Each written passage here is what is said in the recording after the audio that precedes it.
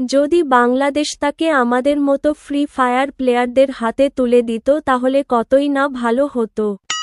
সর্বপ্রথম বিল্লো গেমিংকে বলতাম স্বৈরাচার শেখ হাসিনাকে উঠপিকার দিয়ে ওয়ান টেপ মার। তারপর ইন্ডিয়ার সাথে বাংলাদেশের যুদ্ধের ঘোষণা দিতাম। আসো খেলবো, খেলা হবে, খেলা হবে। ইন্ডিয়ার সাথে যুদ্ধ করার জন্য নাইম আলমকে পাঠিয়ে দিতাম MP40 দিয়ে। ইটস কাব্য আর ক্রুল গেমিংকে পাঠিয়ে দিতাম স্নাইপার দিয়ে। মিস্টার ট্রিপল আর-কে বলতাম এবার গেরিনার দালালি বাদ দিয়ে নিজের দেশের জন্য কিছু করো। তারপর মিস্টার ট্রিপল আর-কে পাঠিয়ে দিতাম গ্রেনেড দিয়ে। গেমিং উইথ তালহাকে পাঠিয়ে দিতাম সবাইকে ট্রিক্স এন্ড টিপস দেওয়ার জন্য। তারপর বাহিরের দেশ থেকে বিটুকে ভিনসেনজো হোয়াইট 444-এর মতো প্লেয়ারদেরকে নিয়ে আসতাম। সবাই যখন ইন্ডিয়ার উপরে আক্রমণ করবে তখন ইন্ডিয়া আধা ঘন্টাও টিকতে পারবে না।